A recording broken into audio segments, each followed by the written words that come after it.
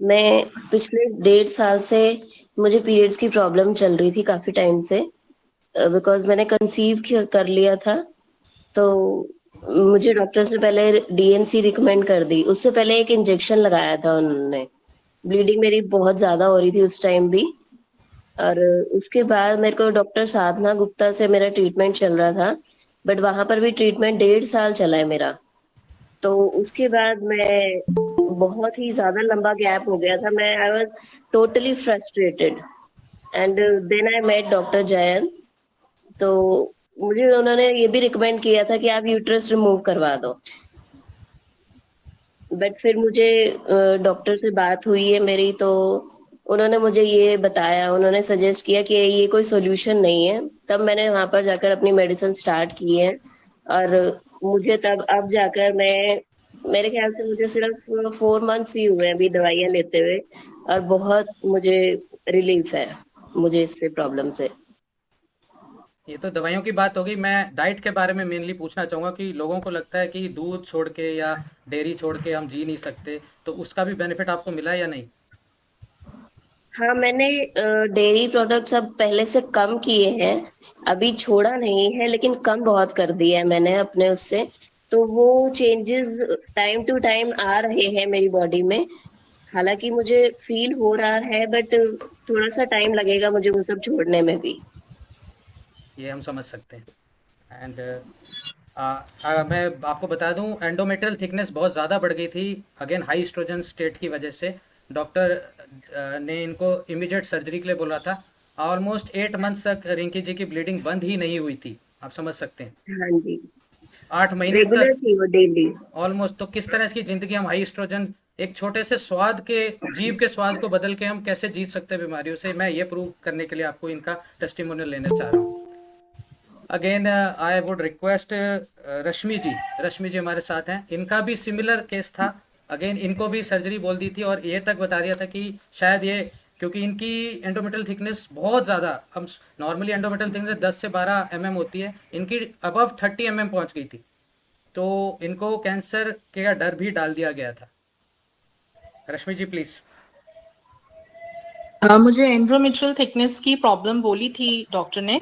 Ultrasound में काफी thickness high आई थी और उसके बाद डॉक्टर जयंत ने मुझे सजेस्ट किया था कि डॉक्टर, क्योंकि डीएनसी के लिए बोल रहे थे, तो डॉक्टर जयंत ने ही मुझे कहा कि ये रीअकर होती जाएगी प्रॉब्लम और आपको बार बार वो डीएनसी के लिए बोलेंगे।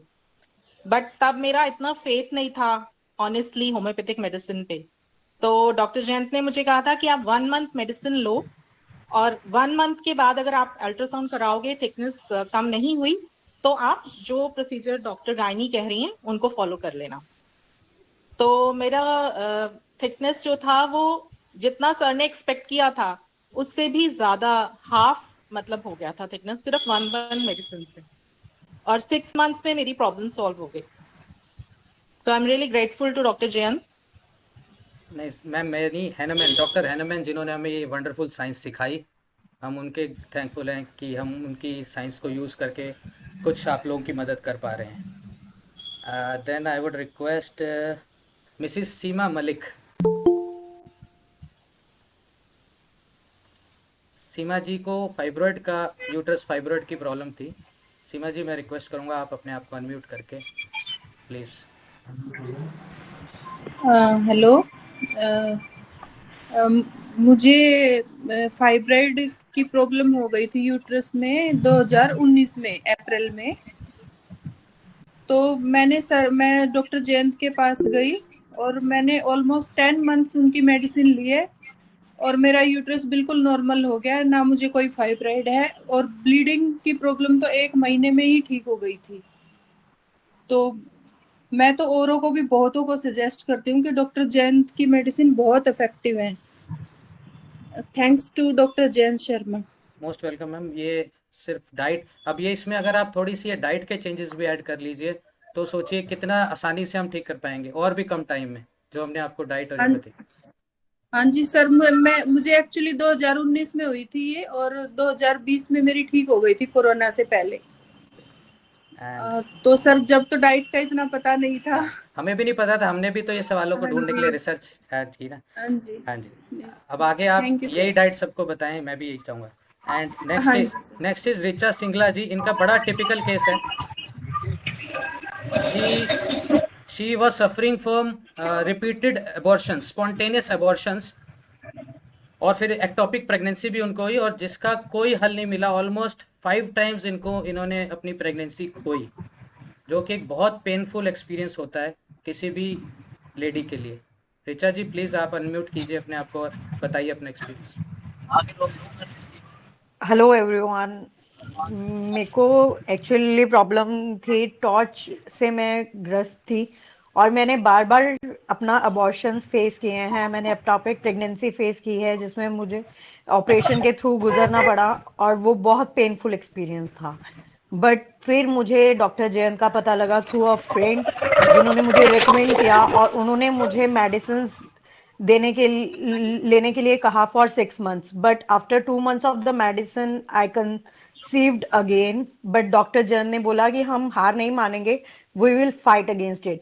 मुझे डॉक्टर्स ने बोला था कि मुझे वीक में 2 बार इंजेक्शंस लेने पड़ेंगे और बहुत ज्यादा मतलब पेनफुल प्रेगनेंसी के थ्रू जाना पड़ेगा, बट मैंने कोई भी इंजेक्शन नहीं लिया, not a single injection during my pregnancy. मैंने सिर्फ डॉक्टर जयंत को फॉलो किया और उनकी मेडिसिन ली। दो मुझे कुछ कॉम्प्लिकेशंस आई, बट डॉक्टर जन से कंसल्ट करके हमने उन मेडिसिन को थोड़ा चेंज करके लिया और आज मेरी 7 years की बेटी है और वो बिल्कुल हेल्दी है।